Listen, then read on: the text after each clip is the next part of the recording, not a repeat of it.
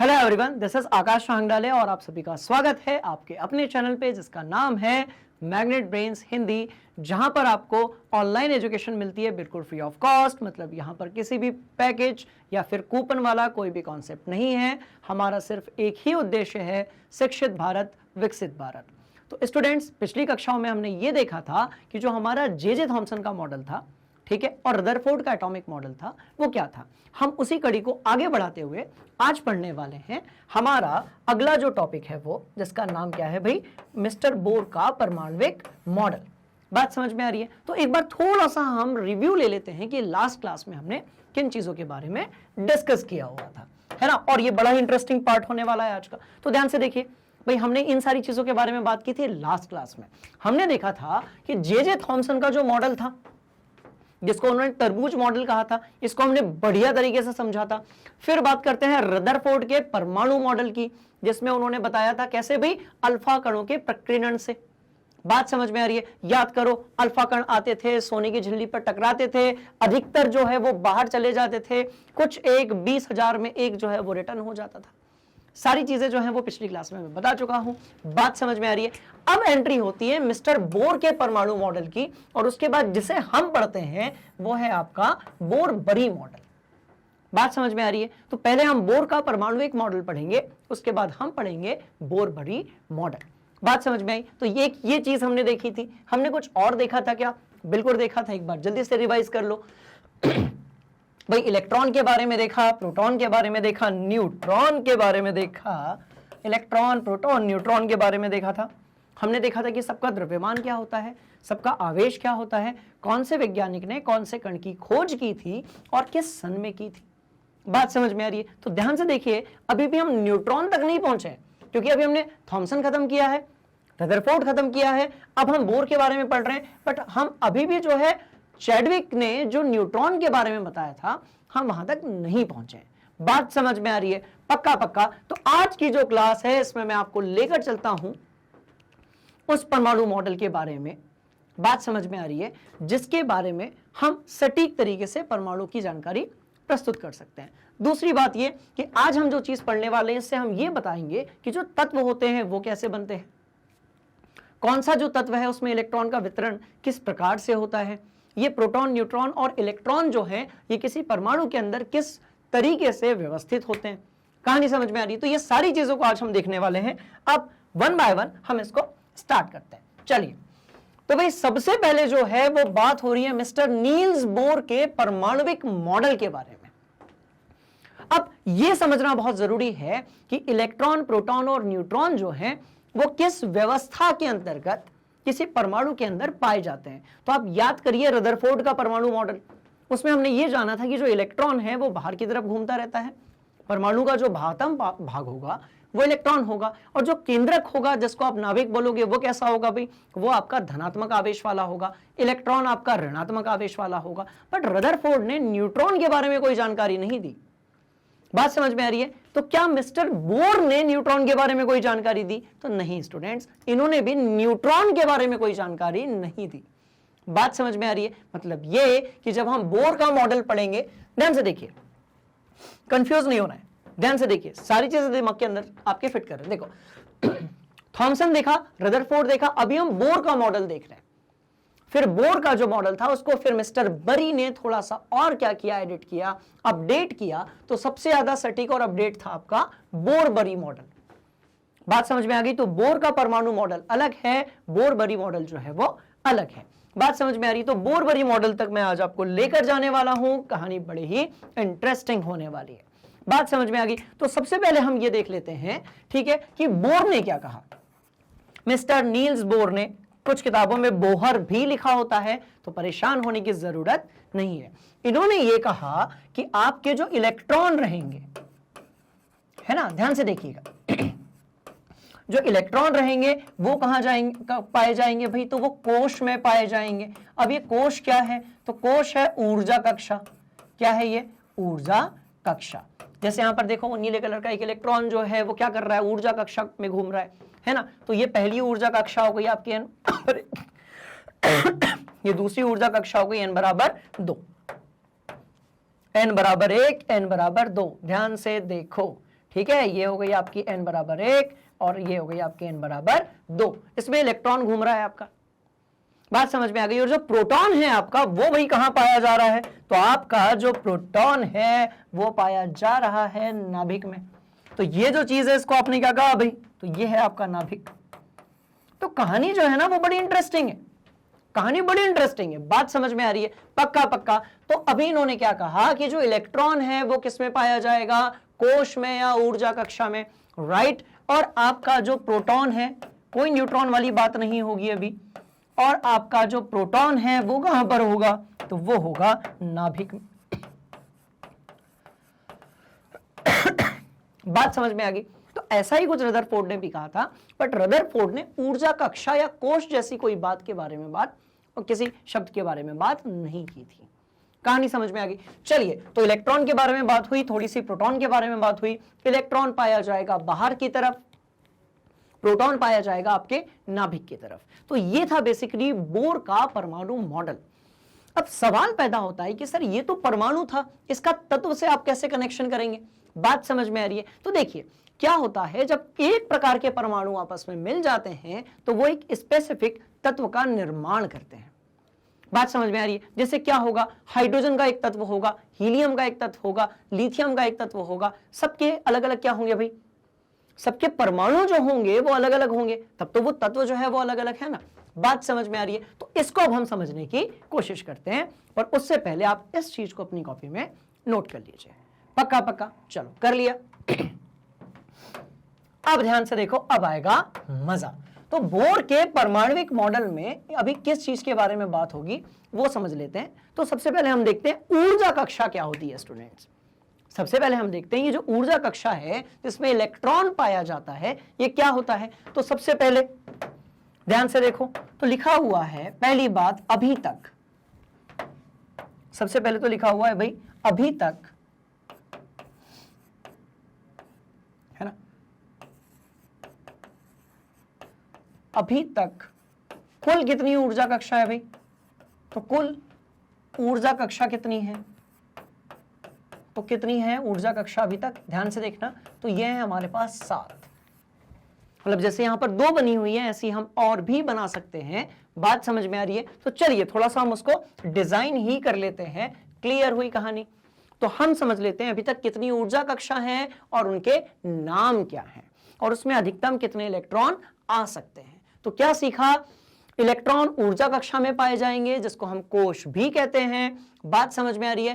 Proton जो है वो कहां पाया जाएगा भाई, नाभिक के अंदर पाया जाएगा, बात समझ में आई। ध्यान से देखो, तो देखो अब एक तरफ बनाते हैं हम यहां पर एक नाभिक, चलो ये लो, ये बन गया नाभिक, कहानी समझ में आई। ये बन गया भाई नाभिक जिसके पास आपका क्या है, प्रोटॉन है, क्योंकि नील बोर ने ये नहीं बताया कि न्यूट्रॉन जैसा कुछ होता है।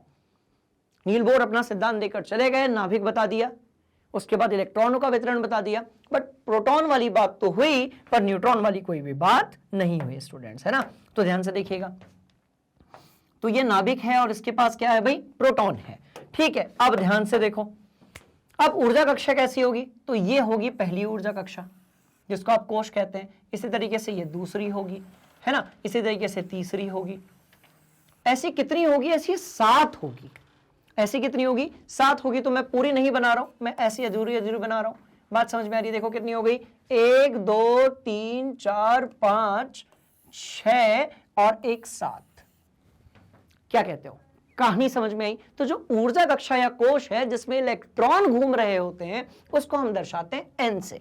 किससे दर्शाते हैं भाई, n से, बात समझ में आ रही है। तो यहां पर ये n बराबर कितना होगा आपका, n बराबर 1 होगा, ठीक है, ये होगा आपका n बराबर 1, n बराबर 2, n बराबर 3, n बराबर 4 5 6 7। क्या ये कहानी समझ में आई आपको।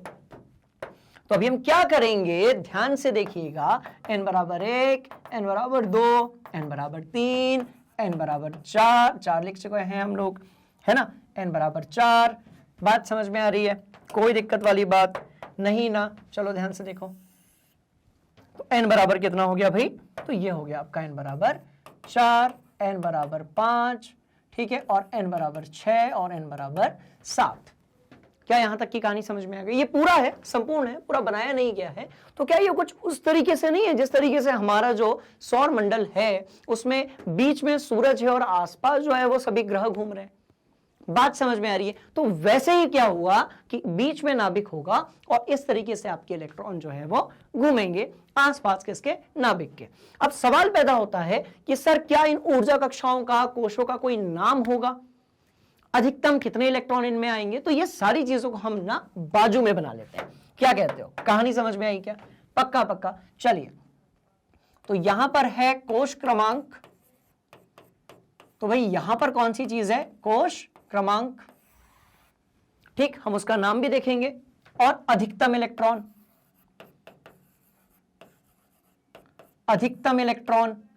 बात समझ में आ रही है? अधिकतम क्या होंगे भाई? तो इलेक्ट्रॉन कितने होंगे वो भी देख लेते हैं।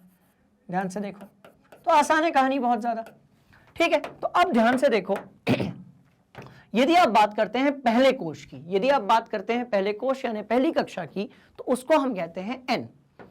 किससे दर्शाएंगे भाई? तो हम एन से दर्शाएंगे। तो ये लो, चलो आपका एन हो गया। अब कैसे लिखोगे? तो 1 1 2 3 4 सप्ताह में जितने दिन होते हैं उतनी ही होती है आपकी ऊर्जा कक्षा। बात समझ में आ गई? मतलब 1 से लेकर 7 तक। फिलहाल इतनी है कहानी, ये आगे भी बढ़ सकती है, बट फिलहाल में इतने काम चल जाएगा। ठीक, चलो, तो ये वाली कहानी समझ में आ गई होगी आपके। अब ध्यान से देखो, यदि आपका पहला कोश है तो इसका नाम क्या है? तो स्टूडेंट्स, पहले वाले कोश का नाम है के, दूसरे वाले का एल, तीसरे वाले का एम, चौथे वाले का एन, इसके बाद ओ, उसके बाद पी और इसका क्यू। कोश का क्रमांक के साथ साथ उसका नाम भी है। मतलब आप या तो उसको क्रमांक के रूप में याद रख लीजिए या फिर आप उसको नाम के रूप में याद रख लीजिए। कहानी समझ में आई क्या? कोई दिक्कत वाली बात? चलिए, अब कह रहे हैं भाई अधिकतम इलेक्ट्रॉन कितने होंगे? तो अधिकतम इलेक्ट्रॉन पहले में कितने होंगे? तो देख लेते हैं। तो पहले में होंगे स्टूडेंट्स अधिकतम इलेक्ट्रॉन, अधिकतम इलेक्ट्रॉन, ट्रॉन ट्रॉन ट्रॉन, सारे इलेक्ट्रॉन बना लेते हैं सबके लिए। क्या कहते हो? तो पहले कोश में अधिकतम इलेक्ट्रॉन होंगे 2, इसके बाद 8, उसके बाद 18, उसके बाद 32, उसके बाद फिर 32, 18 और 8। बात समझ में आ गई? मतलब ये कि जो पहला कोश होगा उसमें अधिकतम कितने इलेक्ट्रॉन आ सकते हैं भाई? 2 आ सकते हैं। दूसरे कोश में कितने आ सकते हैं? तो 18 आ सकते हैं। तीसरे कोश में कितने आ सकते हैं? तो सॉरी, दूसरे में 8 आ सकते हैं। तीसरे में कितने? 18 आ सकते हैं। चौथे में 32, पांचवें में 32, छठवें में 18 और फिर 8। ये फिक्स्ड है। इसका मतलब ये हुआ कि आप चौथे कोश में अधिकतम इलेक्ट्रॉन 32 से ज्यादा नहीं हो सकते। इसको हम थोड़ा सा बनाने की कोशिश करते हैं वहां पर। पहले आप इसका स्क्रीनशॉट ले लो, इसको अपनी कॉपी में नोट कर लो। बात समझ में आ गई? चलिए, तो जब आप बात करेंगे पहले कोश की, किसके बारे में आप बात करेंगे?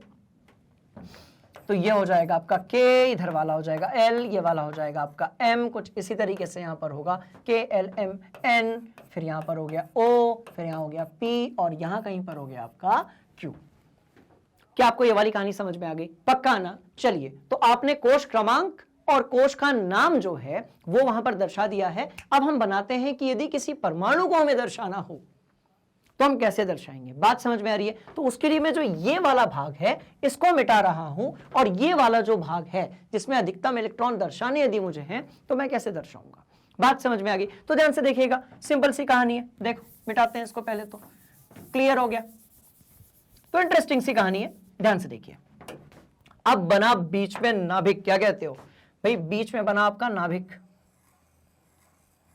तो ये बन गया आपका नाभिक। नाभिक कैसा है स्टूडेंट्स? तो भाई ये आपका धनावेशित है। बात समझ में आई? नाभिक बन गया आपका धनावेशित। ठीक है जी, बढ़िया चल रहा है सब कुछ, कोई दिक्कत वाली बात नहीं है। अब ये पहला कोश बना, इसके बाद ये दूसरा कोश बना, इसके बाद ये तीसरा कोश बना।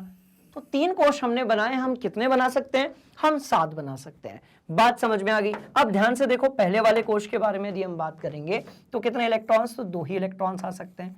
ध्यान से देखो, इसके बाद वाले कोश में यदि हम बात करेंगे तो कितने इलेक्ट्रॉन्स भाई? 8 आ सकते हैं। तो पहला, दूसरा, तीसरा, चौथा, पांचवा छठवां, सातवां और आठवां। ये मैं अधिकतम बोल रहा हूं, जरूरी नहीं कि हर तत्व के लिए ऐसे आएंगे। बात समझ में आ रही है? अभी तो तत्व क्या होता है इसको भी समझेंगे, बात समझ में आ गई तो देखो बना लिया। इसके बाद फिर देखते हैं, देखो पहला, दूसरा, तीसरा, चौथा, पांचवा, छठवां, सातवां, आठवां, नौवां, 10वां, 11वां, 12वां, 13वां, 14वां, 15वां, 16वां, 17वां और ये 18वां। क्या आपको बात समझ में आई? तो इस तरीके से जो ये इलेक्ट्रॉन है ये घूमते रहते हैं कोशों में। बात समझ में आ गई? तो पहले में कितने देखो, अधिकतम 2, 8, 18, 32, 18, 32 और ये 8। क्या ये बात समझ में आ गई आप लोगों के? बोलिए यस सर, कोई दिक्कत वाली बात इसमें नहीं है। तो इसको भी अपनी कॉपी में आप नोट कर लीजिए। कर लिया? पक्का पक्का, कोई दिक्कत वाली बात नहीं है ना? चलो आगे बढ़ेंगे फिर। अब यदि आपने नोट कर लिया तो मैं आपको वापस से यहां लेकर आता हूं। तो जब आप उधर वाले को इस डायग्राम से कंपेयर करेंगे तो आपको पता चलेगा कि भाई यहां पर जो है वो n बराबर कितना है, 1 है, या आपका n बराबर 2 है। आप यदि n बराबर 1 की बात करेंगे तो आप इसको k बोलेंगे, आप इसकी बात करेंगे आप इसको l बोलेंगे। बात समझ में आ रही है? एक इलेक्ट्रॉन है, कभी वो n बराबर 1 में घूम रहा है, कभी वो n बराबर 2 में घूम रहा है, ये क्या बाहर निकल रहा है, ये सारी चीजें भी हम पढ़ेंगे। क्लियर? तो मिस्टर बोर ने क्या कहा कि अभी तक कुल ऊर्जा कक्षा कितनी है भाई? तो 7 है। और दूसरी बात ये कि जो इलेक्ट्रॉन है आपके, जो क्या है भाई, इलेक्ट्रॉन है, ठीक, इलेक्ट्रॉन जो है स्टूडेंट्स वो किस में घूम रहे हैं? तो इलेक्ट्रॉन ऊर्जा कक्षा, बात समझ में आ रही है? ऊर्जा कक्षा जिसको हम और क्या कहते हैं भाई? कोश कहते हैं। कोश में घूम रहे हैं, घूम रहे हैं। कहानी समझ में आई? इलेक्ट्रॉन जो है वो किस में घूम रहे हैं भाई? तो आपके कोश में घूम रहे हैं। क्या बात समझ में आ गई? ठीक। तीसरी जो बात है जो कि बड़ी ही जरूरी है, और उसमें यह कहा गया कि जो प्रोटॉन है वो कहां पर है? नाभिक में। क्या आपको यह बात समझ में आ गई? चलो इसको भी बढ़िया से कॉपी में नोट कर लो। क्लियर क्लियर, कोई दिक्कत वाली बात नहीं है, है ना? चलिए अब सवाल पैदा होता है कि सर ये तत्व क्या है?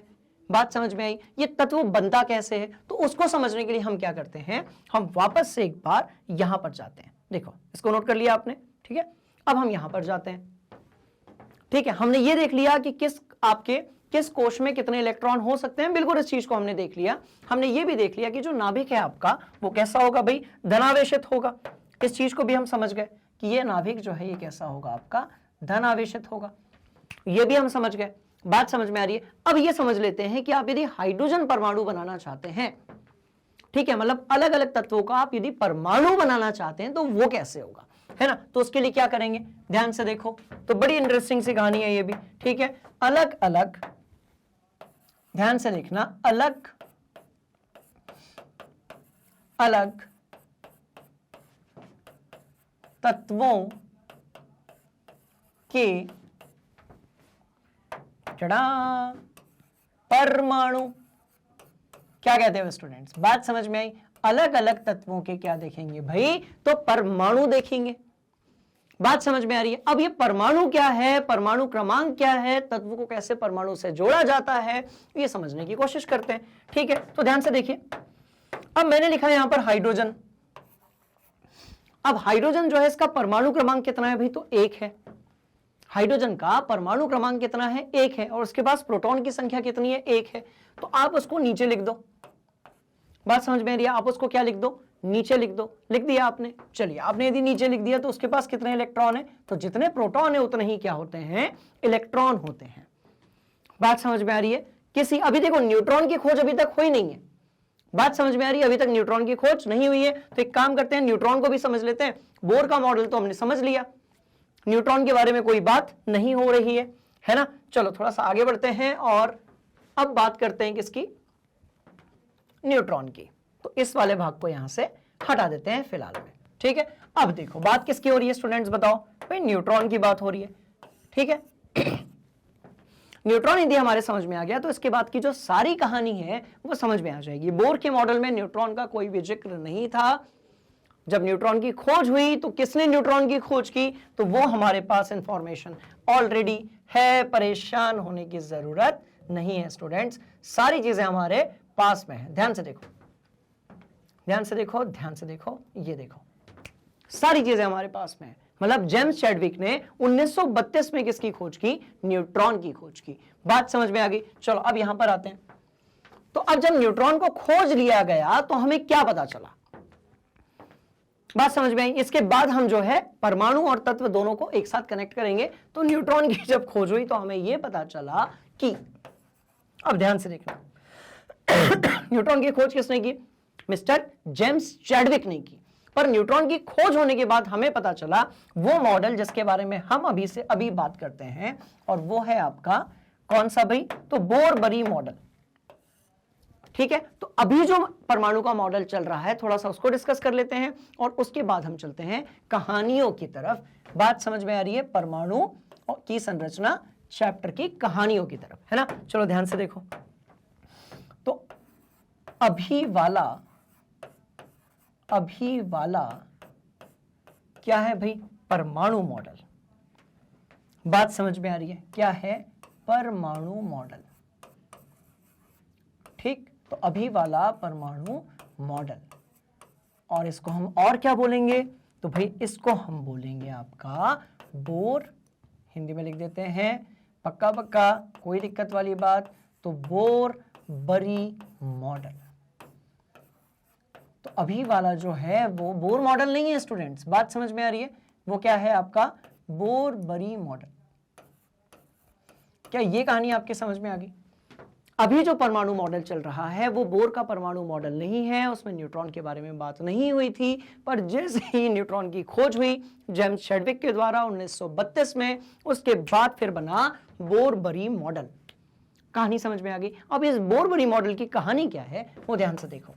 एक होता है भाई इलेक्ट्रॉन, एक क्या होता है आपका? तो एक होता है इलेक्ट्रॉन, ठीक है, और दूसरा है नाभिक। तो एक है इलेक्ट्रॉन और दूसरा क्या है आपका? नाभिक। बात समझ में आ रही है? तो इलेक्ट्रॉन कहां पाया जाता है? तो देखो, इलेक्ट्रॉन पाया जाता है ऊर्जा कक्षा, या फिर इसको आप और क्या कहते हो? कोश में। बात समझ में आ रही है? किस तरीके से वितरण होता है थोड़ी देर पहले हमने देखा। और जो नाभिक है हमारा, उसमें दो चीजें पाई जाती हैं। एक तो भाई क्या पाया जाता है? प्रोटॉन, और दूसरा क्या पाया जाता है? तो न्यूट्रॉन। क्या ये कहानी आपके समझ में आ रही है? मुझे कमेंट बॉक्स में आप बताइएगा, पक्का पक्का। तो बोर-बरी मॉडल के हिसाब से आपका जो इलेक्ट्रॉन है वो पाया जाता है कोश में, नाभिक जो है उसमें पाई जाती हैं दो चीजें, एक है आपका प्रोटॉन और दूसरा है आपका न्यूट्रॉन। बात समझ में आ गई? तो अब तीनों जो कण थे हमारे, जो 3 इडियट्स थे, इलेक्ट्रॉन, प्रोटॉन एंड न्यूट्रॉन, वो कहां पर पाए जाते हैं? अब वो चीज हमारे सामने है। बात समझ में आ गई? पक्का ना? कोई दिक्कत वाली बात? चलिए तो अब इसको कनेक्ट करने की कोशिश करते हैं। कैसे करेंगे समझते हैं, ठीक है? ध्यान से देखो, इसको अपनी कॉपी में नोट कर लो बढ़िया से। तो क्या देखा? इलेक्ट्रॉन ऊर्जा कक्षा यानी कि कोश में, आपका जो नाभिक है उसके अंदर पाए जाएंगे प्रोटॉन और न्यूट्रॉन। बात समझ में आ गई? कोई दिक्कत वाली बात नहीं है। चलो जल्दी से एक उदाहरण लेते हैं और इसको समझने की कोशिश करते हैं, ठीक है? इसको मैं यहां से कर देता हूं क्लियर। और अब देखो, अब मान लेते हैं कि आपको हाइड्रोजन बताना है। क्या बताना है स्टूडेंट्स? आपको मान लेते हैं कि आपको बताना है हाइड्रोजन। तो हाइड्रोजन का परमाणु कैसा होगा? तो हाइड्रोजन का परमाणु कैसे होगा भाई? हाइड्रोजन के पास होता है एक इलेक्ट्रॉन, एक प्रोटॉन, न्यूट्रॉन नहीं होता है। तो कैसे दर्शाओगे? तो भाई एक ही इलेक्ट्रॉन है, एक ही प्रोटॉन है ना? और यहां से क्या सीखा था? ध्यान से देखो, देखो यहां से क्या सीखा था कि पहली कक्षा में अधिकतम 2 इलेक्ट्रॉन हो सकते हैं। बात समझ में आ रही है? तो अब यहां पर आ जाओ, ठीक है? तो अब क्या करोगे आप? हाइड्रोजन का बीच में बनाओगे नाभिक। हाइड्रोजन का आपने बीच में बनाया नाभिक, और ये जो है आप यहां पर बना दोगे एक इलेक्ट्रॉन। क्या कहते हो? ठीक है, तो यहां पर हो गया एक प्रोटॉन और ये हो गया एक इलेक्ट्रॉन। बात समझ में आई क्या? तो ये हाइड्रोजन हो गया। अब यदि आप बात कर रहे हो किसकी? आप बात कर रहे हो स्टूडेंट्स कार्बन की। अब कार्बन का परमाणु क्रमांक कितना है भाई? 6 है। तो परमाणु क्रमांक यदि 6 है, इसका मतलब प्रोटॉनों की संख्या कितनी होगी? 6 होगी। जो प्रोटॉनों की संख्या होती है वही होता है आपका परमाणु क्रमांक। ठीक है, तो कार्बन की जब आप बात करेंगे तो प्रोटॉन कितने, इलेक्ट्रॉन कितने और न्यूट्रॉन कितने हैं, तो वो भी देख लेते हैं। ठीक है, तो प्रोटॉन कितने हैं, ध्यान से देखो, तो प्रोटॉन 6 हैं, इलेक्ट्रॉन भी 6 हैं और न्यूट्रॉन भी 6 हैं। बात समझ में आई? प्रोटॉन, इलेक्ट्रॉन, न्यूट्रॉन तीनों कितने कितने हैं, तो भाई इसमें 6 हैं। कैसे दर्शाओगे, ध्यान से देखना। ठीक है, तो सबसे पहले मैं नाभिक में बना रहा हूं 6 प्रोटॉन, 6 न्यूट्रॉन और 6 आपके और इलेक्ट्रॉन जो है वो तो कोश में बनेंगे ही बनेंगे, है ना। तो ध्यान से देखो, पहला प्रोटॉन, दूसरा प्रोटॉन, तीसरा, थोड़ा पास पास बना दे, ये हो गया। कितने हो गए भाई, 6 हो गए क्या, बिल्कुल हो गए। चलो आगे बढ़ते हैं और देखते हैं अब आप प्रोटॉन कैसे फिट करते हो। ये लो, ये लो। तो इस तरीके से नाभिक बन गया। इस तरीके से क्या बन गया स्टूडेंट्स, भाई ये बन गया आपके कार्बन का नाभिक। कहानी समझ में आ गई। अब इलेक्ट्रॉन का वितरण कैसे होगा, तो भाई इलेक्ट्रॉन का वितरण जो है वो कुछ इस तरीके से होगा। ध्यान से देखो क्या बोल रहा है, पहली कक्षा में अधिकतम इलेक्ट्रॉन कितने, 2, दूसरी कक्षा में अधिकतम इलेक्ट्रॉन कितने, 8। मतलब पहली कक्षा में 2 से ज्यादा इलेक्ट्रॉन आ ही नहीं सकते। तो पहली कक्षा में आ गए 2 और इसके बाद वाली कक्षा में आ गए 4। जल्दी से तो कैसे बनेगा भाई, ध्यान से देखो, तो ये पहली कक्षा होगी, इसमें 2 इलेक्ट्रॉन्स होंगे, पहला इलेक्ट्रॉन, दूसरा इलेक्ट्रॉन। इसके बाद वाली कक्षा में हम बना देंगे 4 इलेक्ट्रॉन, पहला, दूसरा, तीसरा और चौथा। तो अब कार्बन आपका ऐसा दिखेगा। बात समझ में आ गई। नोट किया जाए, आगे बढ़ रहे हैं। कर लिया नोट, कोई दिक्कत वाली बात नहीं है ना। तो ये रहेगा आपका कार्बन का परमाणु, ऐसा दिखेगा। तो अब आपके ये समझ में आ गया कि आपका जो नाभिक है वो क्या चीज है, इलेक्ट्रॉन जो है उनका वितरण किस तरीके से होता है। ये सारी चीजें आपके दिमाग में अब क्लिक हो गई है। पक्का नोट कर लिया, चलो ठीक है, कोई दिक्कत वाली बात नहीं है ना। चलिए आगे बढ़ते हैं, देखते हैं और क्या था भाई। अच्छा, ये तो हमारा इलेक्ट्रॉन का वितरण हमने पढ़ लिया, न्यूट्रॉन पढ़ लिया हमने। ठीक है, अब हम क्या करते हैं, थोड़ा सा ये समझ लेते हैं कि ये जो इलेक्ट्रॉन है ना, इलेक्ट्रॉन का वितरण किस तरीके से होता है। क्या पढ़ लेते हैं स्टूडेंट्स, इलेक्ट्रॉन का वितरण। बात समझ में आ रही है, चलिए ध्यान से देखिए। हम ऐसे तो देख चुके हैं कि भाई किस कक्षा में कितने इलेक्ट्रॉन्स पाए जाते हैं, इस चीज को हम बढ़िया से समझ चुके हैं। ठीक है, अब यहां पर आ जाओ। अब लिखा हुआ है संयोजकता।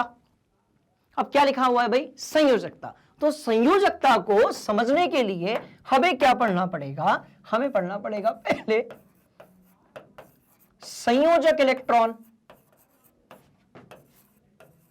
बात समझ में आ रही है, संयोजक इलेक्ट्रॉन। और संयोजक इलेक्ट्रॉन को समझने के लिए हमें पहले पढ़ना पड़ेगा कौन सी चीज, तो भाई इलेक्ट्रॉनिक विन्यास। तो ये हम पढ़ेंगे इलेक्ट्रॉनिक विन्यास में। सॉरी, कहानी समझ में आ गई। तो सबसे पहले पढ़ेंगे हम इलेक्ट्रॉनिक विन्यास, फिर हम पढ़ेंगे संयोजक इलेक्ट्रॉन, फिर हम पढ़ेंगे संयोजकता। तो किताबों में क्या होता है, सीधे एक टर्म जो है उठाकर पटक दिया जाता है, पर उसके पीछे की कुछ एक और भी कहानियां होती हैं जिसके बारे में हमें पता होना चाहिए। तो सारी चीजों को मैं आपके दिमाग में फिट करूंगा। संयोजकता क्या है, संयोजक इलेक्ट्रॉन क्या है, इलेक्ट्रॉनिक विन्यास क्या है। तो सबसे पहले हम ये देख लेते हैं स्टूडेंट्स की जो इलेक्ट्रॉनिक विन्यास है इसका मतलब क्या है। तो कुछ नहीं है, बड़ी सिंपल सी चीज है, किसी परमाणु में इलेक्ट्रॉन का वितरण, किसी परमाणु में इलेक्ट्रॉन का जो वितरण है उसी को हम बोलते हैं इलेक्ट्रॉनिक विन्यास। क्या बोलते हैं स्टूडेंट्स, इलेक्ट्रॉनिक विन्यास। नोट कर लो। तो स्टूडेंट्स भाई किसी परमाणु में इलेक्ट्रॉन का जिस तरीके से वितरण होगा वही उसका क्या होगा, इलेक्ट्रॉनिक विन्यास होगा। बात समझ में आ रही है। तो इलेक्ट्रॉनिक विन्यास हो गया। संयोजक इलेक्ट्रॉन क्या है ये समझते हैं और फिर जाते हैं संयोजकता की तरफ। बात समझ में आ रही है। तो कैसे करेंगे, ध्यान से देखो। ठीक, तो मैं स्टार्टिंग के कुछ ऐसे रैंडम जो तत्व हैं उनके परमाणु के बारे में यहां पर बात करता हूं। कैसे करते हैं, ध्यान से देखना। कौन से तत्व ले लेते हैं हम, यहां पर उसको हम लिख लेते हैं, ध्यान से देखिए। तो एक हम ले लेते हैं हाइड्रोजन, एक है। इसके बाद हम हीलियम ले लेते हैं, 2 है। फिर लिथियम ले लेते हैं, 3 है। कार्बन ले लेते हैं, 6 है। सोडियम ले लेते हैं, 11 और क्लोरीन ले लेते हैं, 17। ठीक तो इस तरीके से hydrogen, helium, lithium, carbon, sodium और क्लोरीन ले लेते हैं। सबके हम इलेक्ट्रॉनिक विन्यास भी देख लेंगे, हम सबके संयोजक इलेक्ट्रॉन भी देख लेंगे और उसके बाद फिर एंट्री होगी किसकी, संयोजकता की। बात समझ में आ रही है? तो ध्यान से देखिएगा, है ना। तो हाइड्रोजन है, हीलियम, लिथियम, कार्बन, सोडियम और क्लोरीन जो है ये हम ले लेते हैं, ठीक है। अब ध्यान से देखो, तो भाई एक तरफ जो है दिए हुए हैं हमारे तत्व, बात समझ में आ रही है, और उनका दिया हुआ है इलेक्ट्रॉनिक विन्यास, तत्व के साथ साथ दिया होगा इलेक्ट्रॉनिक विन्यास, और संयोजक इलेक्ट्रॉन्स क्या होते हैं, बात समझ में आ रही है। जो संयोजक इलेक्ट्रॉन होते हैं ये क्या होते हैं वो, और संयोजकता, इसको भी हम देख लेंगे। तो एक तरफ दिया है भाई आपका तत्व, चलो हटा देते हैं इसको, तत्व दिया है। अब कौन से दिए तो वो भी देख लेते हैं। देखो तो भाई सबसे पहले तो हाइड्रोजन है, रुको एक मिनट, मजा आने वाला है, ध्यान से देखना। तो हाइड्रोजन है हमारे पास, हीलियम है, लिथियम है, कार्बन है, सोडियम है और क्लोरीन है। ध्यान से देखना, कहानी बड़ी ही इंटरेस्टिंग है, ठीक। चलो ध्यान से देखो, ध्यान से देखो, सबका मैं परमाणु क्रमांक लिख रहा हूं। तो इसका 1 है, इसका 2 है, इसका 3 है, इसका 6 है, यहां 11 है और यहां पर 17 है। अब इलेक्ट्रॉनिक विन्यास क्या होगा? तो इलेक्ट्रॉनिक विन्यास के लिए हमने देखा था भाई पहली कक्षा में कितने, अधिकतम 2, दूसरी में कितने 8, तीसरी में कितने 18। तो हम एक काम करते हैं, ये तत्व था वहां पर एक जगह इलेक्ट्रॉनिक विन्यास लिख लेते हैं, इतनी सी बात है, पक्का ना। तो इलेक्ट्रॉनिक विन्यास कैसा है? तो देखो इलेक्ट्रॉनिक विन्यास मतलब किस तरीके से किस कोश में इलेक्ट्रॉनों की अधिकतम संख्या आ सकती है। तो भाई कैसा होगा? 2 है, 8 है, 18 है, उसके बाद 32 है, उसके बाद फिर 32 है, उसके बाद 18 है और अंत में कितना है आपका 8 है। बात समझ में आ गई? मतलब जिसके 2 पूरे हुए वो 8 तक रुकेगा, जिसके 8 पूरे हो गए वो 18 तक रुकेगा। कहानी समझ में आ रही है? पक्का पक्का। तो ध्यान से देखिएगा कैसे होगा वो भी समझ लेते हैं। देखो अब आते हैं इसके इलेक्ट्रॉनिक विन्यास पे भाई। तो इसके इलेक्ट्रॉनिक विन्यास में एक ही होगा इलेक्ट्रॉन। हीलियम की जब आप बात करेंगे, ठीक है, रुको जरा, इसको भी हम बना लेते हैं इलेक्ट्रॉन प्रोटॉन न्यूट्रॉन के लिए। ध्यान से देखिएगा, ठीक है। तो सबसे पहले हम देख लेते हैं प्रोटॉन न्यूट्रॉन। यहां पर हम बना लेते हैं इलेक्ट्रॉन प्रोटॉन न्यूट्रॉन के लिए। हाँ कोई दिक्कत वाली बात नहीं, आराम से बन जाएगा, कोई दिक्कत ही नहीं। चलो देखो, पहला प्रोटॉन न्यूट्रॉन और उसके बाद इलेक्ट्रॉनिक विन्यास। हाँ तो ये यहां पर हमें ये वाली जो जगह है वो चाहिए होगी ज्यादा। चलो देखो, तो अब भाई हाइड्रोजन के पास प्रोटॉन कितने हैं? तो 1 है ना। हाइड्रोजन के पास जो प्रोटॉन है वो कितना है? ये प्रोटॉनों की संख्या है, ये आपके न्यूट्रॉनों की संख्या है और ये है आपका विन्यास। और अब आएगा ये कॉन्सेप्ट में पढ़ने में मजा। बात समझ में आ गई? तो कैसे होगा ध्यान से देखना। प्रोटॉन 1 है, यहां पर न्यूट्रॉन जो है वो 0 है। जरूरी नहीं है कि आपका न्यूट्रॉन हो ही, हाइड्रोजन जो है अपवाद है, उसमें कोई भी न्यूट्रॉन नहीं होता है। बात समझ में आ रही है? अच्छा एक और चीज, न्यूट्रॉन की जो संख्या है वो प्रोटॉन के बराबर हो सकती है या प्रोटॉन से ज्यादा हो सकती है, प्रोटॉन से कम कभी नहीं होगी। बात समझ में आ गई? चलो अब हीलियम के पास प्रोटॉन कितने हैं भाई? 2 है, तो न्यूट्रॉन कितने हैं? ये भी 2 है। लिथियम के पास 3 और 3, कार्बन के पास 6 और यहां पर कितने हैं? तो 6। अब सोडियम के पास 11 है पर न्यूट्रॉन कितने हैं भाई? तो 12 है। क्लोरीन के पास 17 है और आपके जो न्यूट्रॉन है वो कितने हैं? तो वो है 18। क्या ये बात समझ में आ गई आपके? पक्का पक्का। चलिए, तो न्यूट्रॉन जो है वो आगे पीछे हो सकते हैं, या तो प्रोटॉन के बराबर होंगे या फिर प्रोटॉन से ज्यादा होंगे। अकेला हाइड्रोजन ऐसा है जिसके पास कोई भी न्यूट्रॉन नहीं होता है स्टूडेंट्स। अब आते हैं इलेक्ट्रॉनिक विन्यास पे। बात समझ में आ रही है? तो ध्यान से देखो भाई हाइड्रोजन के पास 1 ही इलेक्ट्रॉन है तो उसका इलेक्ट्रॉनिक विन्यास कैसा होगा? 1 होगा। हीलियम के पास कितने हैं? 2, तो 2 होगा। लिथियम के पास 3 है तो पहली कक्षा में 2 होगा, इसकी बाद वाली कक्षा में 1 होगा। कार्बन के पास पहले 2 होगा फिर 4 होगा। सोडियम के पास पहले 2 होगा दूसरी कक्षा में कितने आ सकते हैं भाई? 8 आ सकते हैं, तो यहां पर 8 आ गया, उसके बाद 1 होगा। क्लोरीन के पास कैसा होगा? तो 2 होगा, 8 होगा और 7 होगा। क्या आपको बात समझ में आई? अब मैं जो चीज बताने जा रहा हूं उसको बड़े ध्यान से सुनिएगा आप सभी। क्या यही इसकी पहली और अंतिम कक्षा है? क्या यही इसकी पहली और अंतिम कक्षा है? क्या यही लिथियम की अंतिम कक्षा है? और अंतिम कक्षा में इलेक्ट्रॉनों की संख्या कितनी है भाई? तो 1 है। यहां पर भी अंतिम कक्षा है और इलेक्ट्रॉनों की संख्या कितनी है, 4 है। अंतिम कक्षा इलेक्ट्रॉन की संख्या 1, अंतिम कक्षा इलेक्ट्रॉन की संख्या 7। कैसे पता चला? इलेक्ट्रॉनिक विन्यास वाली जो बात है उससे हमें कॉन्सेप्ट जो है पता चल गया। स्टूडेंट्स, बात समझ में आ रही? तो बड़ा आसान है। क्लियर हुआ कुछ? हाँ या ना? पक्का पक्का। तो इलेक्ट्रॉनिक विन्यास से हमें पता चल गया कि कौन सी कक्षा में अधिकतम कितने इलेक्ट्रॉन आ सकते हैं। जैसे यहां 11 थे, पहले में 2, उसके बाद कोटा पूरा हो गया, उसके बाद 8, फिर कोटा पूरा हो गया, फिर बचा 1। तो किसी भी परमाणु में, किसी भी तत्व के किसी भी परमाणु में अंतिम कक्षा में जो इलेक्ट्रॉनों की संख्या होती है उसी को हम बोलते हैं, क्या बोलते हैं भाई? संयोजक इलेक्ट्रॉन। क्या बोलते हैं? संयोजक इलेक्ट्रॉन। बात समझ में आ रही है? संयोजक इलेक्ट्रॉन। ठीक, तो ये थी कहानी किसकी? संयोजक इलेक्ट्रॉन की। ध्यान से देखिएगा।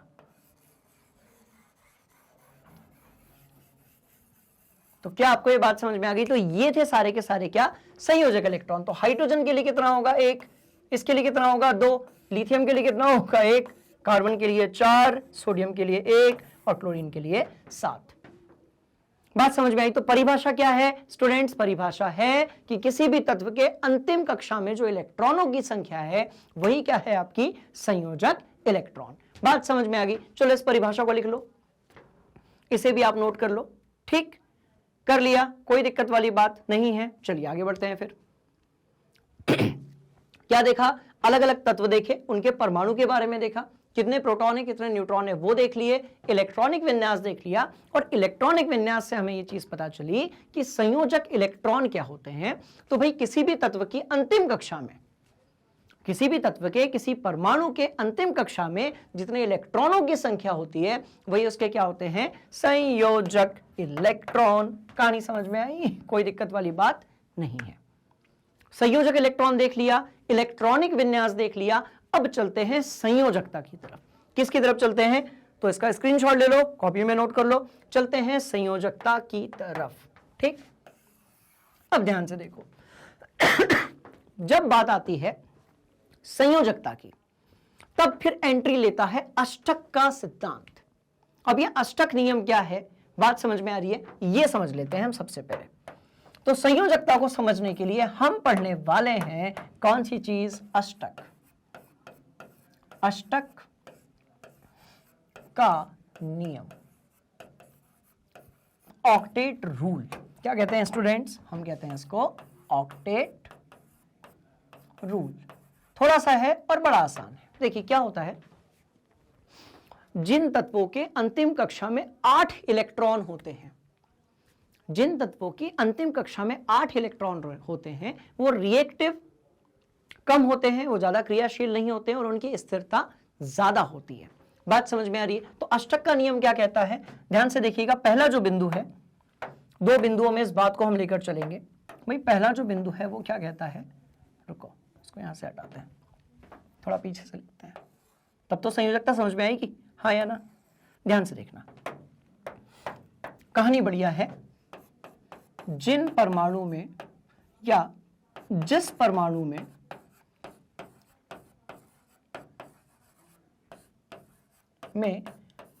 अंतिम कक्षा में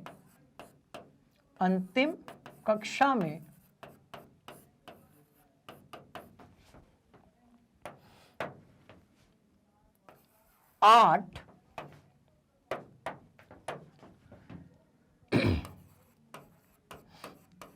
इलेक्ट्रॉन,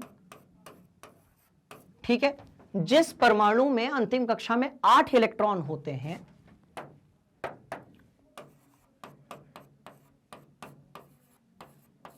ठीक है, जिस परमाणु में अंतिम कक्षा में 8 इलेक्ट्रॉन होते हैं वो ज्यादा स्थिर होता है।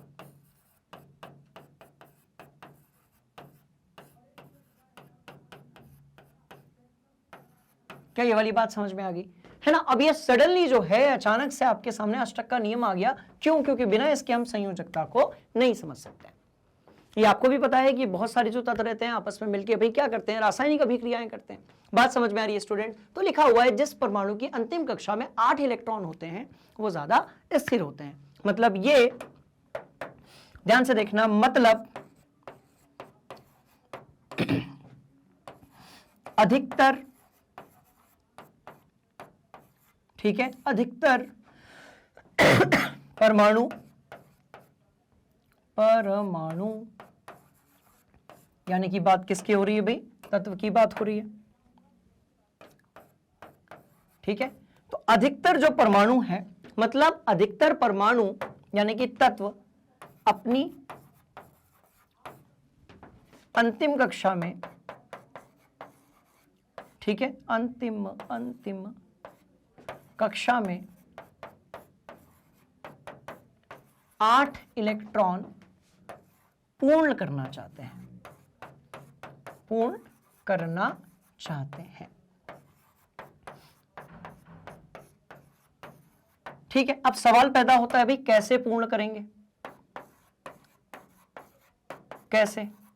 तो इसका जवाब क्या है? ध्यान से देखना, ध्यान से देखना, बड़ी सिंपल सी कहानी है, ठीक है। जरूरी नहीं कि 9, 10, 11, 12 सभी जगह पर ये जो जानकारी है ये बड़ी जरूरी है।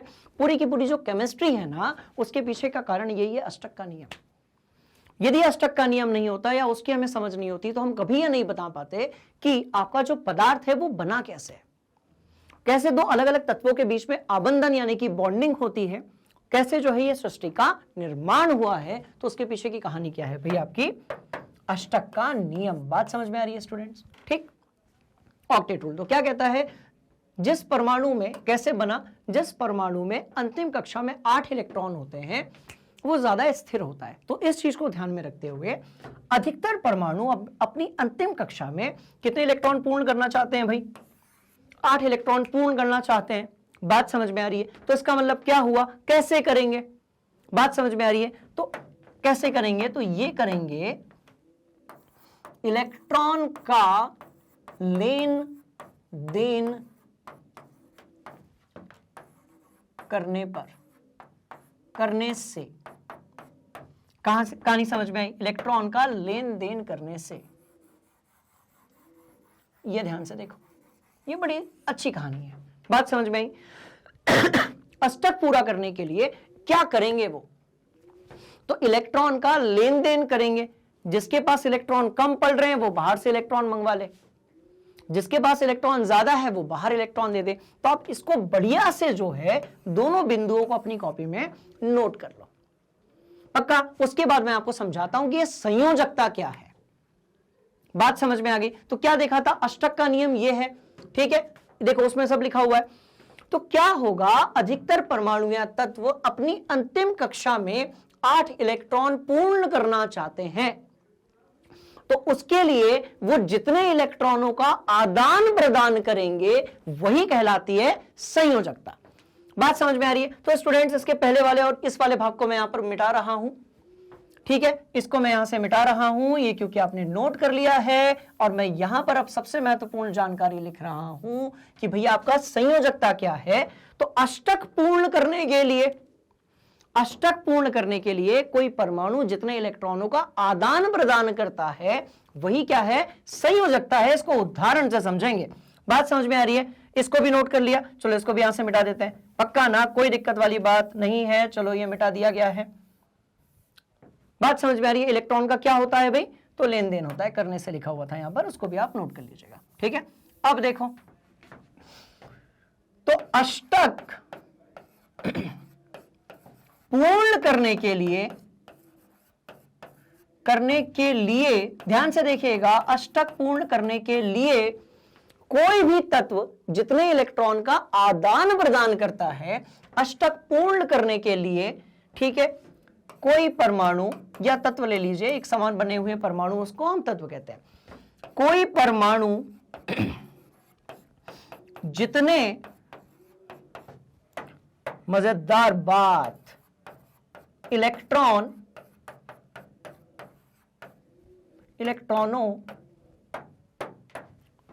का आदान प्रदान क्या करता है भाई?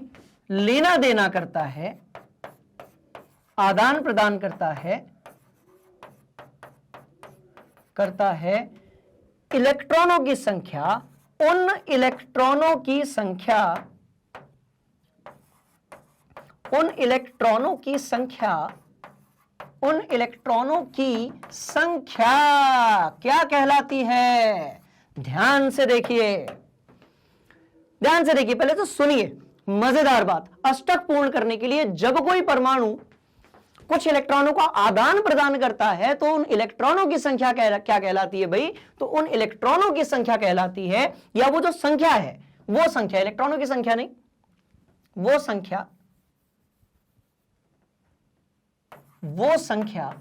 क्या कहलाती है? संयोजकता कहलाती है। क्या कहते हो? बात समझ में आई?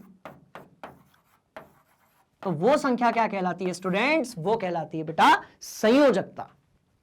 तो संयोजकता क्या है? अष्टक पूरा करने के लिए यदि कोई परमाणु, अब अष्टक पूरा करना है, अष्टक क्या है भाई? अंतिम कक्षा में इलेक्ट्रॉनों की कुल संख्या कितनी होनी चाहिए? 8 होनी चाहिए। बात समझ में आई? तो परमाणु उसके लिए कुछ भी कर सकता है, वो इलेक्ट्रॉन दे भी सकता है, ले भी सकता है। बात समझ में आ रही है? तो जितने इलेक्ट्रॉनों का आदान प्रदान होगा अष्टक को पूरा करने के लिए, वही कहलाएगी, वो संख्या क्या कहलाएगी? तो वो संख्या कहलाएगी हमारी संयोजकता। क्या आपको ये वाली कहानी समझ में आई? इसको जल्दी से अपनी कॉपी में नोट कर लो। तो ये उसकी संयोजकता जो है उसकी परिभाषा है। उदाहरण लेंगे, बिना उदाहरण के विज्ञान में कुछ होने वाला नहीं है। नोट कर लो। तो बात समझ में आ गई? तो खेल बड़ा सिंपल है, संयोजकता जो है हमने पता कर ली है, इसको आपने नोट भी कर लिया है। क्लियर हो गया? चलिए इसको यहां से जो है हटा देते हैं, है ना, और एक एग्जाम्पल लेते हैं। बात समझ में आ रही है स्टूडेंट्स? तो ध्यान से देखिएगा। तो संयोजकता क्या है? वो एक संख्या है। संयोजकता क्या है? वो एक संख्या है। कहां पर उपयोग की जाती है भाई? तो अष्टक के पूरा करने में, है ना। मतलब अंतिम कक्षा में कैसे भी करके अपने को 8 इलेक्ट्रॉन जो है उसकी पूर्ति करनी है, चाहे उसके लिए इलेक्ट्रॉन लेने पड़े या फिर इलेक्ट्रॉन देने पड़े। समझ में आ गई कहानी? तो अब ध्यान से देखिएगा, कुछ एक उदाहरण हम ले लेते हैं, है ना। चलो एक तो ले लिया भाई हमने, कितना? हाइड्रोजन और हीलियम में ये चीज नहीं होती है, हमेशा याद रखें। हाइड्रोजन, हीलियम में, लिथियम में, बेरिलियम तक ये चीज नहीं होती है। ये स्टार्ट होती है कहां से? आपके कार्बन से। कहां से स्टार्ट होती है? संयोजकता वाला जो बात है वो कार्बन से। तो कार्बन ले लिया मैंने। अब ये कार्बन कितना है भाई? परमाणु क्रमांक इसका 6 है। तो पहली कक्षा में 2 इलेक्ट्रॉन है, दूसरी वाली में 4 इलेक्ट्रॉन है। बात समझ में आ गई? अब देखो, ध्यान से देखना। इसके बाद मैंने क्या किया? सोडियम लिया। कितना है भाई? 11 है। तो कैसे लिखेंगे? 2 है, 8 है और 1 इलेक्ट्रॉन है। कुछ इसी तरीके से मैं बात कर रहा हूं क्लोरीन की। क्लोरीन में 17 है, 2 है, 8 है और 7 है। क्या ये कहानी समझ में आ गई आप लोगों के? पक्का पक्का। तो अब देखो संयोजक इलेक्ट्रॉन क्या होंगे और संयोजकता क्या होगी, है ना। तो ध्यान से देखो, संयोजक इलेक्ट्रॉन कितने हैं भाई? 4। संयोजक इलेक्ट्रॉन कितने हैं भाई? 1। संयोजन इलेक्ट्रॉन कितने हैं भाई? 7। अब लगाते हैं थोड़ा सा दिमाग। अब अष्टक पूरा करना है। इनमें से कोई भी तत्व का परमाणु ऐसा नहीं है जिसका अष्टक पूरा है। अष्टक पूरा होने का मतलब क्या है? अंतिम कक्षा में 8 इलेक्ट्रॉन होने चाहिए। तो कॉमन सेंस क्या कहता है? ध्यान से देखिएगा। कॉमन सेंस ये कहता है ये 4 इलेक्ट्रॉन लेगा। ये जो है ये 4 इलेक्ट्रॉन लेगा। अब आप बोल रहे होंगे सर सोडियम को भी 7 इलेक्ट्रॉन लेने चाहिए। तो अब एक बात बताओ बच्चों, यदि सोडियम 7 इलेक्ट्रॉन लेगा, उससे ज्यादा अच्छा ये नहीं है कि अपना 1 इलेक्ट्रॉन ही दे दे। जैसे ही अपना 1 इलेक्ट्रॉन देगा तो उससे ऑटोमेटिकली उसकी अंतिम कक्षा में कितने आ जाएंगे भाई? 8 आ जाएंगे। कहानी समझ में आई? तो ये 1 इलेक्ट्रॉन देगा। बात समझ में आ रही है? ये 7 इलेक्ट्रॉन नहीं लेगा, ये 1 इलेक्ट्रॉन डोनेट कर देगा, ये दान कर देगा। बात समझ में आई? अब क्या है भाई? अब ये देखो, ये अब इसकी अंतिम कक्षा में 7 है। तो अब 2 बात है, या तो ये 7 इलेक्ट्रॉन का दान कर दे या फिर बाहर से 1 इलेक्ट्रॉन मंगवा ले। कहानी समझ में आ रही है? तो अष्टक पूरा करने के लिए इसकी सहूलियत क्या होगी? तो ये 1 इलेक्ट्रॉन लेगा। तो कोई फर्क नहीं पड़ता कि इलेक्ट्रॉन्स देना है या इलेक्ट्रॉन लेना है। वो संख्या जिससे अष्टक पूरा होता है, इलेक्ट्रॉन लेना है देना है कोई फर्क नहीं पड़ता, पर वो संख्या जिससे अष्टक पूरा होता है उसी संख्या को हम क्या बोलते हैं? संयोजकता। बात समझ में आई? तो यहां संयोजकता कितनी होगी? तो बच्चों यहां कितनी होगी? 4 होगी। यहां पर कितनी होगी? 1 होगी। यहां पर भी कितनी होगी? 1 होगी। क्या अब आपको कहानी समझ में आई? बोलिए यस सर, संयोजकता मतलब वो इलेक्ट्रॉनों की संख्या जिनके लेने या देने से अष्टक जो है वो पूरा हो जाता है। बात समझ में आ गई? कोई दिक्कत वाली बात नहीं है, इसको नोट कर लो। तो अब ध्यान से देखो, तो ये सब संयोजक इलेक्ट्रॉन थे और अब मैं लिख रहा हूं सबकी संयोजकता। संयोजकता, बात समझ में आ गई? इजी ना, कोई दिक्कत वाली बात नहीं ना। चलो, संयोजकता तो बड़ा आसान है संयोजकता को समझ पाना। ठीक, चलो, तो पहले वाले केस में संयोजकता कितनी होगी भाई? 4 होगी। दूसरे वाले में 1 होगी। अब यहां पर कितनी होगी? यहां पर भी 1 होगी। क्या कहते हो, एक उदाहरण और ले लें? बिल्कुल लेंगे। ऑक्सीजन की बात करेंगे जिसके बिना हमारा जीवन अधूरा है। 2 और 6, क्या कहते हो स्टूडेंट्स? क्या चल रहा होगा ऑक्सीजन के दिमाग में? अष्टक को पूरा करने के लिए ऑक्सीजन क्या चाह रहा होगा? या तो 6 इलेक्ट्रॉन देना जो है वो फायदे का सौदा नहीं है, इसलिए वो बाहर से क्या करेगा? 2 इलेक्ट्रॉन मंगवा लेगा। 2 इलेक्ट्रॉन मंगवा लेगा और उससे क्या होगा? बात समझ में आई? तो ये 2 इलेक्ट्रॉन मंगवा लेगा, यानी कि 2 इलेक्ट्रॉन ले लेगा। बात समझ में आ गई? तो इसका मतलब क्या हुआ? इसका मतलब इसकी जो संयोजकता है वो कितनी होगी? 2 हो गई। कहानी समझ में आई? पक्का पक्का? तो संयोजकता एक नंबर है। बात समझ में आ रही है? संयोजकता एक संख्या है। उसी तरीके से संयोजक इलेक्ट्रॉन क्या है? वो भी एक संख्या है। तो संयोजक इलेक्ट्रॉन कितना है? तो बच्चों ध्यान से देखो, संयोजक इलेक्ट्रॉन कितना है इसका? 6 है। क्या आपको कहानी समझ में आई? संयोजक इलेक्ट्रॉन और संयोजकता के बीच में ये जो कॉन्सेप्ट है, ये क्या आपके इससे कनेक्ट हुआ? अंतिम कक्षा में इलेक्ट्रॉनों की संख्या संयोजक इलेक्ट्रॉन है। अष्टक पूरा करने के लिए जिन इलेक्ट्रॉन की संख्या का आदान प्रदान किया जाता है वो क्या है भाई? संयोजकता है। ठीक, इसको बढ़िया से अपनी कॉपी में नोट करो। एक अच्छा वाला कॉन्सेप्ट बता रहा हूं, ठीक है? कर लिया नोट? ध्यान से, कोई दिक्कत वाली बात, कोई डाउट, कोई कमेंट, यदि कोई भी यदि प्रॉब्लम है आप उसे कमेंट बॉक्स में पुट करें। सारे डाउट्स को कलेक्ट करेंगे और फिर से जो है आपके एक एक डाउट को जो है सॉल्व करेंगे। बात समझ में आ गई? चलो देख लो। तो देख लिया बच्चों, कहानी सिंपल है ना? अब एग्जांपल ले लेते हैं और संयोजक इलेक्ट्रॉन संयोजकता को समझ लेते हैं। बात समझ में आई? तो ध्यान से देखो, कुछ एक हम ऐसे उदाहरण ले लेते हैं, अलग अलग तत्व ले लेते हैं, है ना? तो हमने क्या किया भाई? कार्बन ले लिया, इसके बाद हमने फ्लोरीन ले लिया, ऑक्सीजन भी ले सकते थे, हमने सोडियम तो ले लिया था, मैग्नीशियम ले लेते हैं। मैग्नीशियम ले लिया, 12 होता है। मैग्नीशियम के बाद कोई भी ले लो, क्लोरीन ले लो, तो क्लोरीन कितना होगा आपका? 17 होगा। और एक नियॉन ले लो आप, जिसका होता है 10। बात समझ में आ गई? तो ये सब ले लिया हमने इस तरफ। अब ध्यान से देखना, कार्बन है, फ्लोरीन है, मैग्नीशियम है, थोड़ा सा ना रुको, 1 मिनट रुको। 9, 6, 12, 17, 10। ठीक, और पास में कर देते हैं थोड़ा सा ऐसा, ठीक है? अब ध्यान से देखना, अब हम सबसे पहले तो लिखते हैं भाई विन्यास। सबसे पहले तो हम लिखेंगे विन्यास। अच्छा, सबके पास प्रोटॉन कितने हैं? तो जो उनका परमाणु क्रमांक है वही उनके पास प्रोटॉनों की संख्या है। तो सबसे पहले तो आ गया विन्यास। चलो ठीक है, सबसे पहले कौन सी चीज आ गई भी? तो विन्यास आ गया। अच्छा, विन्यास के बाद हम देखते हैं, ध्यान से देखना, ध्यान से देखना, ध्यान से देखना, ठीक है? चलिए, विन्यास के बाद है संयोजक इलेक्ट्रॉन। संयोजक इलेक्ट्रॉन, ठीक है? और यहां पर है आपका संयोजकता। बात समझ में आ रही है? तो यहां पर है संयोजकता। ठीक, तो सबसे पहले इलेक्ट्रॉनिक विन्यास लिखेंगे भाई। तो इलेक्ट्रॉनिक विन्यास क्या कहता है? इलेक्ट्रॉनिक विन्यास कहता है कि यहां पर रहेगा 2, 4, यहां पर रहेगा 2, 7, यहां पर रहेगा आपका 2, 8, 2, यहां पर रहेगा 2, 8, 7, यहां पर रहेगा 2, 8।